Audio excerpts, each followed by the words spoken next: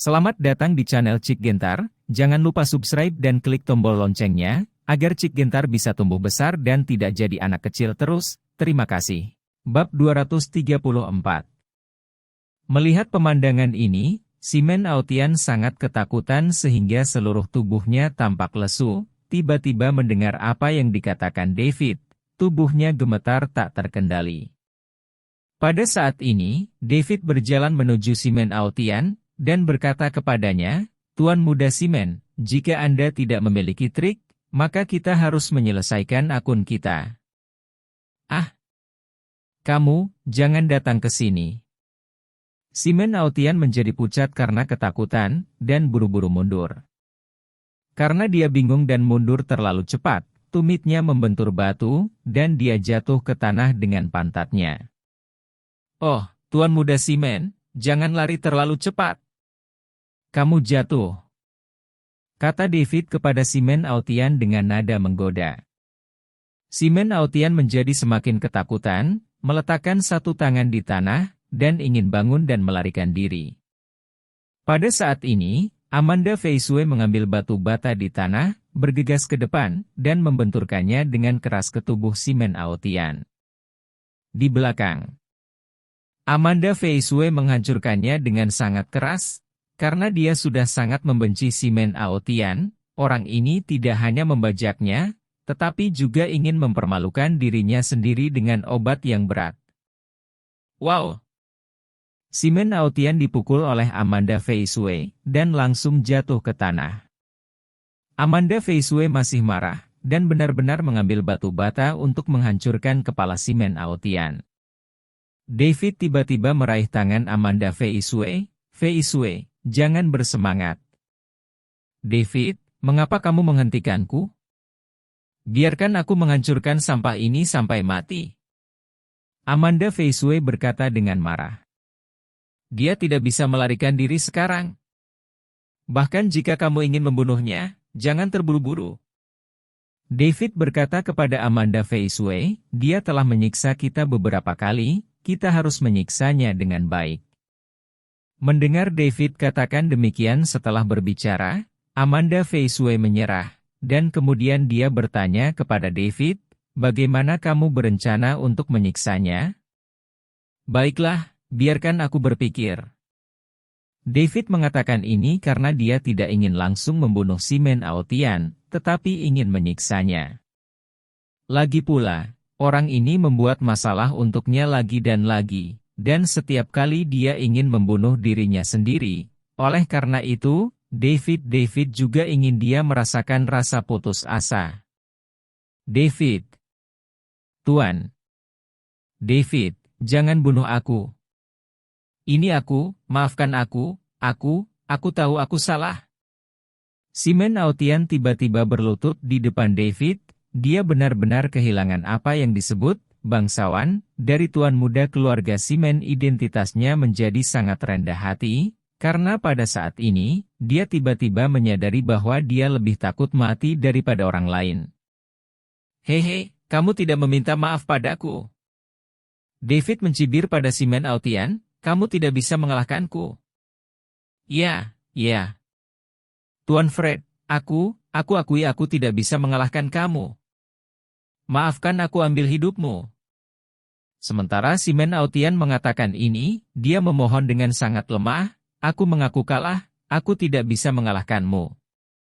Selama kamu tidak membunuhku, apa yang kamu inginkan? Aku bisa berikan padamu, jangan bunuh aku, oke?" "Hei, Tuan Muda Simen, bukankah kamu sangat sombong sebelumnya? Kenapa kamu terlihat seperti anjing sekarang? Apa kamu malu?" David melihat ke Simen Aotian dengan jijik dan berkata, Aku tidak punya hak untuk memiliki wajah sekarang." "Kamu benar, aku adalah seekor anjing sekarang." Simen Aotian benar-benar mengakui. "Hehe, karena kamu adalah seekor anjing, kamu setidaknya harus terlihat seperti seekor anjing." David berkata kepada Simen Aotian sambil mencibir. "Anjing terlihat seperti anjing? Kalau begitu, aku tahu maksudmu." Simen Aotian terkejut sesaat, dan kemudian dia mengerti apa maksud David, dan segera berkata, "Aku bisa belajar menggonggong seperti anjing. Anjing. Bagaimana dengan, berapa banyak saya menggonggong?" Biarkan Tuan Fred mendengarkannya. "Oke. Kamu menggonggong. Aku benar-benar ingin mendengar Tuan Simon belajar bagaimana menggonggong seperti anjing."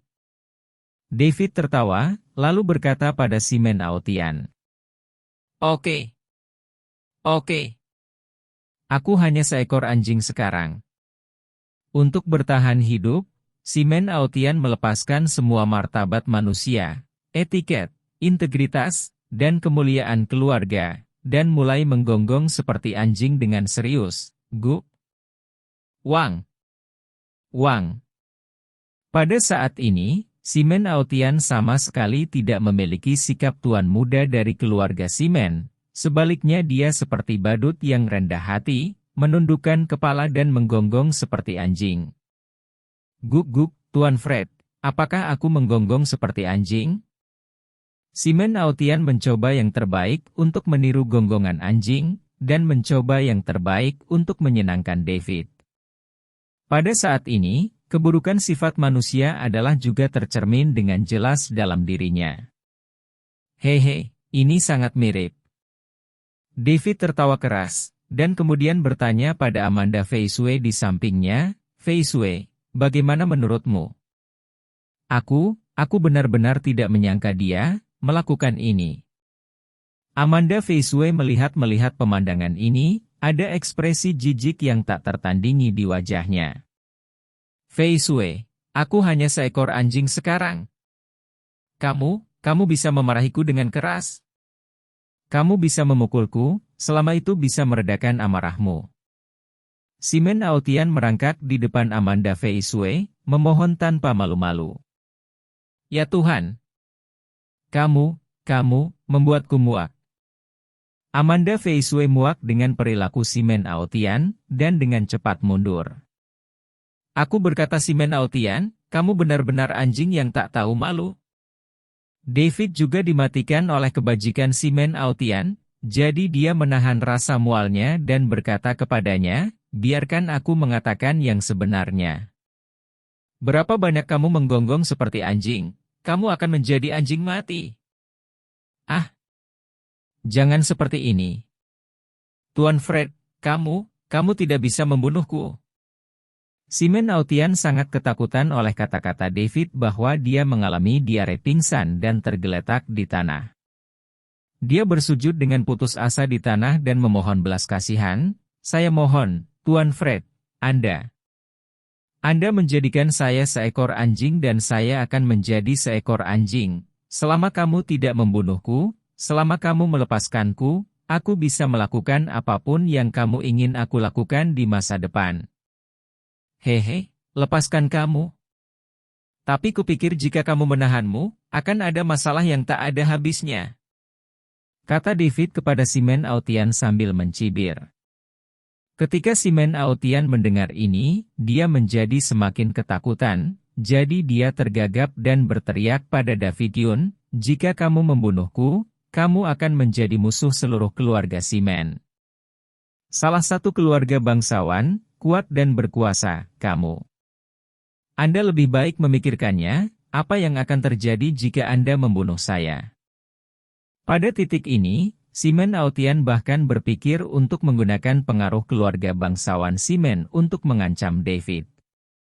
Sangat disayangkan bahwa David sama sekali tidak takut dengan apa yang disebut mengalahkan orang lain. Ini, karena setelah mengalami banyak hal, di dalam hati David, dia telah memahami satu hal secara khusus. Di arena ini, selama dia memiliki kekuatan yang cukup kuat, tidak peduli seberapa kuat kekuatan musuh, tidak peduli seberapa kuat latar belakangnya, mereka dapat langsung dihancurkan oleh kekuatan. Dan tindakan Simon Aotian benar-benar membuat marah David. Sejujurnya, sebenarnya David tidak berniat membunuh Simon Aotian begitu saja, tetapi ingin dia memiliki nasib yang lebih buruk daripada kematian, yang akan lebih tidak nyaman daripada membunuhnya secara langsung. "Hei, Simon Aotian, apakah kamu terlalu naif? Saat ini, kamu masih mengancamku dengan hal-hal ini? Apakah menurutmu itu berguna? David mencibir, dan mengingatkan si Autian, apa yang telah kamu lakukan sudah melebihi pantatku. Baris, jadi tidak peduli dukungan apa yang Anda miliki, saya akan membuat Anda membayar harga. Sambil berbicara, David melangkah maju. Ah! Jangan! Jangan bunuh aku! Tuan Fred, aku mohon, aku benar-benar tidak ingin mati. Si Autian sangat ketakutan hingga dia menangis untuk ayah dan ibunya, lalu mengecilkan tubuhnya kembali. Pada saat yang sama, dia bahkan mengeluarkan ponselnya dan merencanakan untuk memanggil polisi. Dia berpikir bahwa akan ada sinar kehidupan. David sudah melangkah maju dengan mencibir, menendang ponsel si Autian, lalu menendangnya dan menginjak jantungnya. Ah! Sakit sekali. Tolong jangan injak, sakit sampai mati. Si Autian tiba-tiba merasa seolah-olah sebuah batu besar ditekan ke dadanya, dan dia sangat ketakutan hingga dia melolong seperti hantu dan serigala. Hehe, kau tahu itu juga menyakitkan. David menatap si Autian yang menangisi ayah dan ibunya, dan dia merasakan kegembiraan balas dendam di dalam hatinya, lalu dia mengangkat telapak tangan kanannya, siap memukul si Autian tidak sadar. Tiba-tiba, embusan angin kencang bertiup dari belakang David. Sungguh aura yang kuat. Sungguh serangan yang sengit. Dengan pemikiran ini di benak David, dia buru-buru melepaskan si Autian, yang telah disiksa setengah mati, menggerakkan tubuhnya, dan dengan cepat meluncur beberapa meter ke samping sebelum berbalik. Boom! Dengan suara teredam, sebuah lubang yang dalam meledak di lantai tempat David berdiri, dan pecahan semen dan serpihan batu dibalik di luar lubang, yang mengejutkan.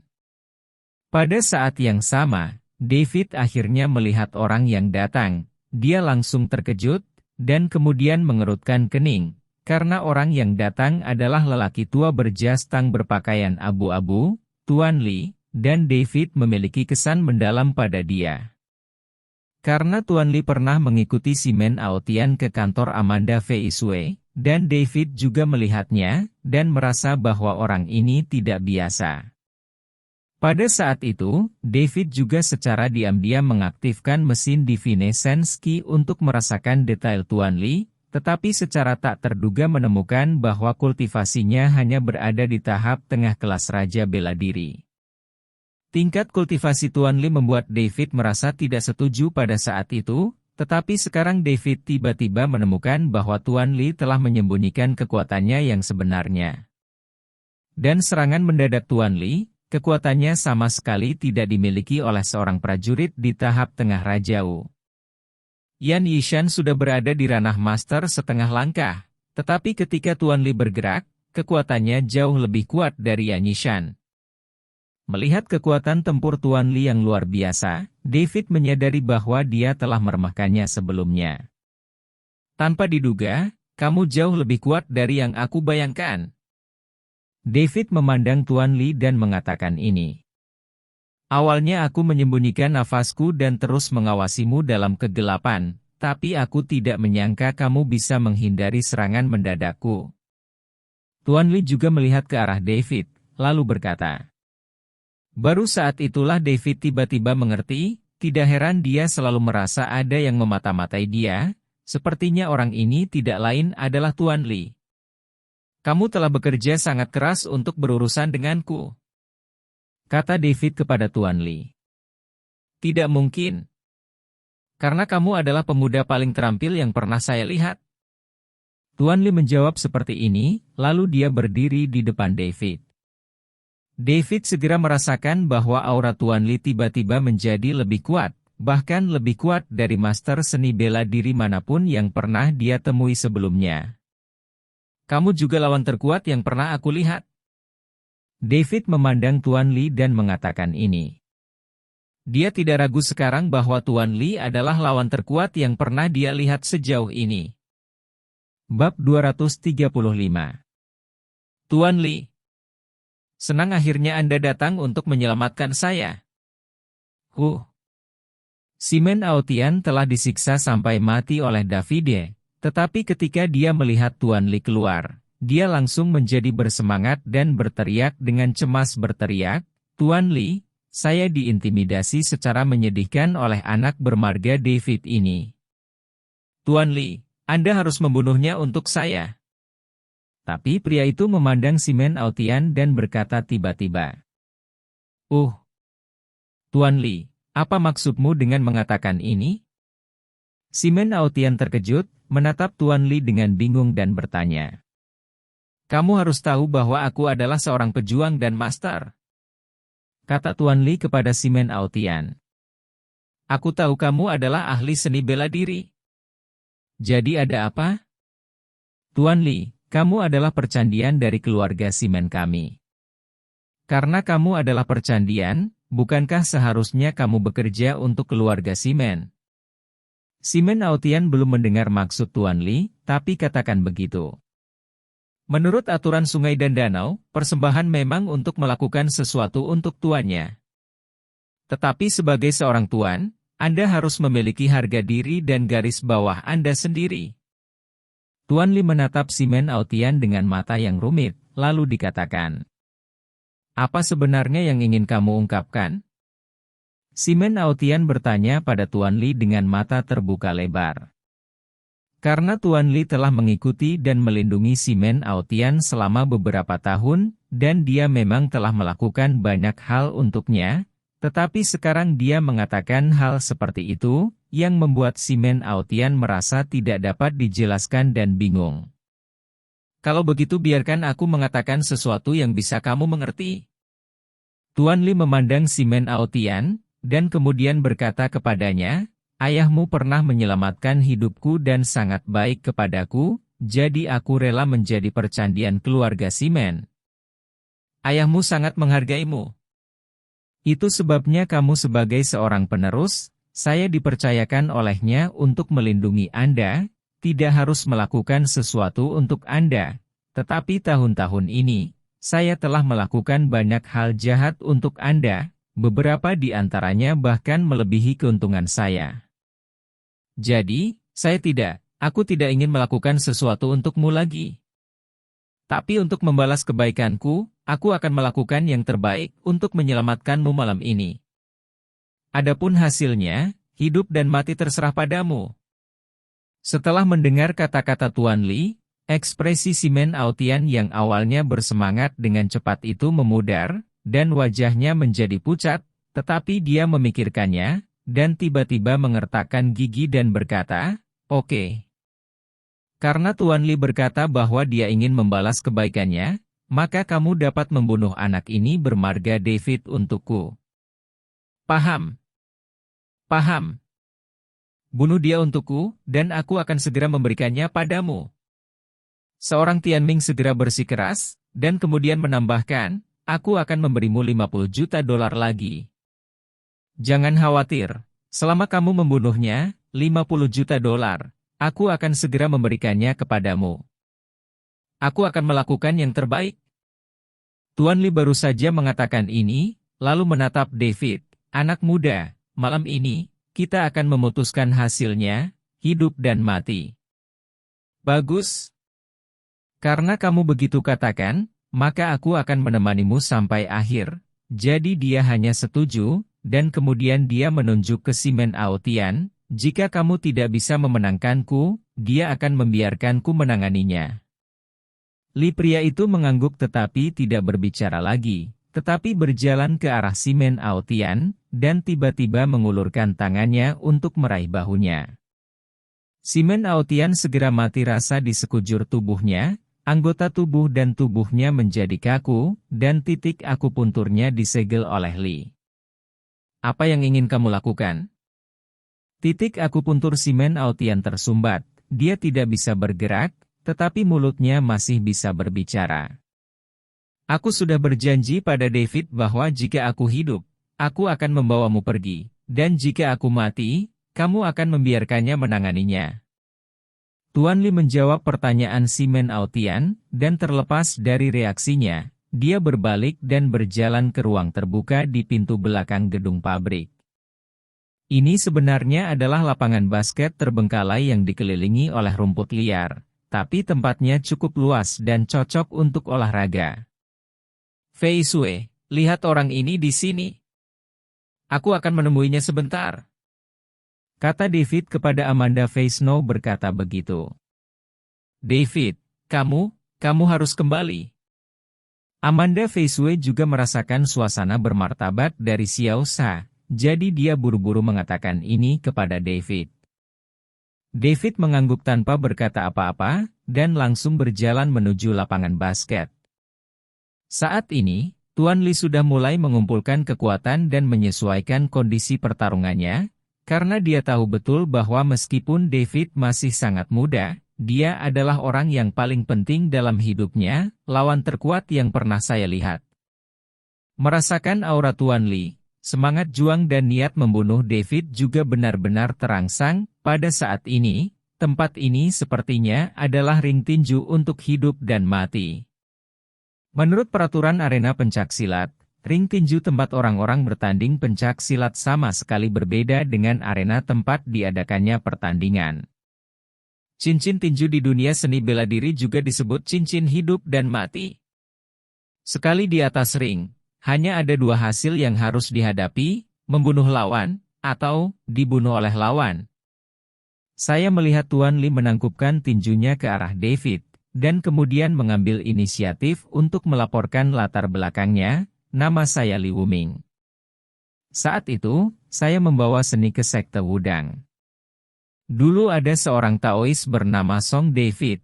Siapa yang berlatih telapak pasir hitam? Tuan Li menunjukkan tangannya, dan tatapan David langsung tertarik. Karena Tuan Li mengenakan pakaian tang, dan tangannya selalu tersembunyi di lengan bajunya, bahkan jika dia membuat bergerak, dia akan segera menariknya. Ini adalah pertama kalinya David melihatnya mengambil inisiatif untuk menunjukkan tangannya.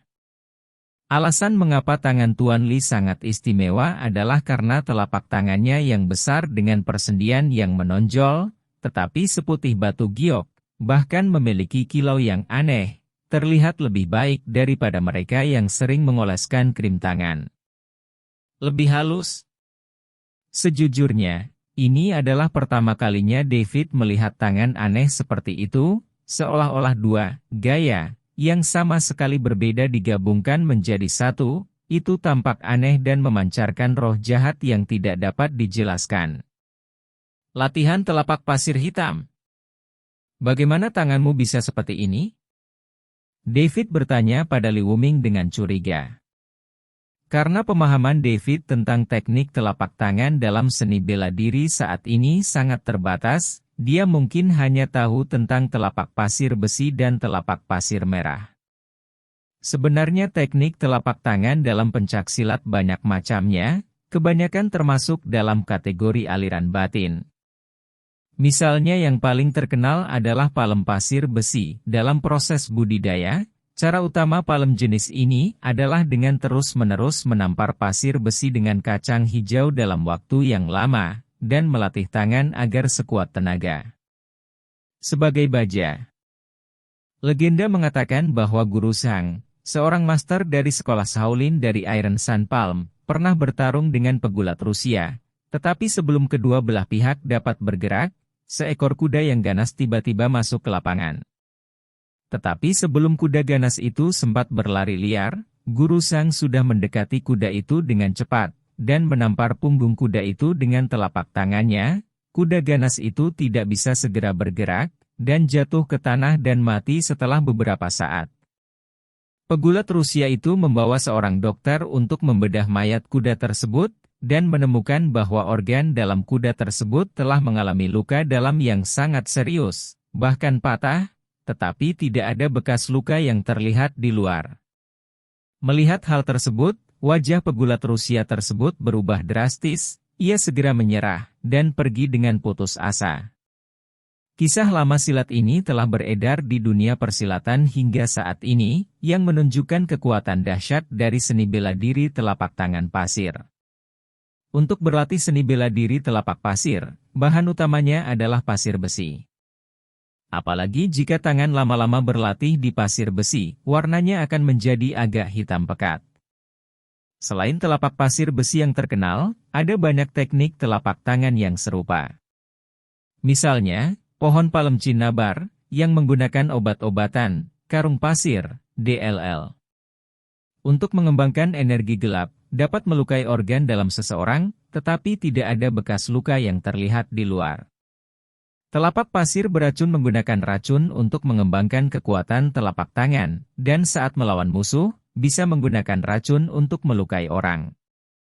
Telapak pasir hitam yang dibudidayakan oleh Li Wuming menggabungkan karakteristik dari 3 di atas. Telapak pasir hitam ini dibudidayakan oleh Li Wuming, tetapi tangannya seputih batu giok. Inilah yang mengejutkan David Chai. Bahkan, kekuatan telapak pasir hitam bahkan lebih mengerikan daripada telapak pasir besi, karena untuk berlatih telapak pasir hitam, selain pasir besi juga digunakan obat rahasia khusus untuk meredam tangan. Ketika Li Wuming sedang berlatih telapak pasir hitam, dia akan merendam tangannya dengan ramuan yang diseduh dari obat rahasia ini. Oleh karena itu, setelah dia berlatih dengan sempurna, tangannya tidak akan menjadi hitam. Sebaliknya, mereka akan menjadi sangat putih dan terlihat sangat luar biasa. Lembut. Tapi sebenarnya sangat tangguh. Apalagi Li Wuming diam-diam telah mempraktikkan telapak pasir hitam ini dengan cara khusus selama beberapa dekade, dan keahliannya sudah sangat dalam. Saat melawan musuh, bahkan bilahnya sulit ditembus, dan begitu energi gelap khusus dimuntahkan, kekuatan telapak tangan yang menakutkan dan evil spirit yang terkandung di dalamnya akan sangat dahsyat, cukup membuat lawan sulit untuk ditangkis. Dikatakan bahwa siapapun yang bertarung melawan master telapak tangan pasir hitam akan berakhir mati atau cacat kecuali tingkat keterampilan dan kultivasinya jauh lebih tinggi daripada lawan. Justru karena telapak pasir hitam yang dipraktikkan secara diam-diam ini sangat istimewa dan memiliki reputasi yang sangat ganas, sehingga disebut juga pemburu jiwa pasir hitam. Di tempat umum, Li Wuming jarang menunjukkan tangannya kepada orang lain, tetapi menyembunyikannya di lengan bajunya. Jika dia bertemu musuh, dia bisa menjadi senjata pamungkas terkuatnya. Hehe. Aku telah berlatih telapak pasir hitam selama lebih dari 40 tahun, dan akhirnya aku mencapai sukses besar, jadi tanganku seperti ini. Li Wuming tersenyum, dan menatap David, anak muda, kamu memiliki keterampilan yang luar biasa, jadi kamu seharusnya dari sekolah terkenal, kan? Hehe, tebakanmu salah, aku tidak punya sekte sama sekali.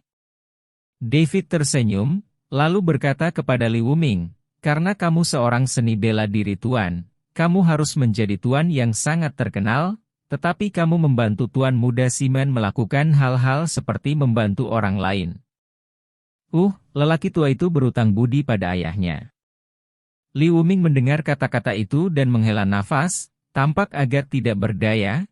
Ketika masalah ini selesai, saya akan berhutang kepada keluarga Simon. Jadi dari sekte manapun Anda berasal, saya tidak akan menunjukkan belas kasihan hari ini. Anda pernah berpikir bahwa Anda akan kalah dari saya? Di mana Anda memiliki kepercayaan diri yang begitu kuat? David menatap Li Wuming dan berkata, kalah darimu? Hahaha. Li Wuming tertawa, lalu berkata, pria tua ini peringkat ke-8 di peringkat naga seni bela diri dan harimau, dan julukannya adalah pengejar jiwa pasir hitam. Setelah menjadi terkenal, dia tidak pernah menjadi dikalahkan. Nomor 8 di peringkat seni bela diri naga dan harimau.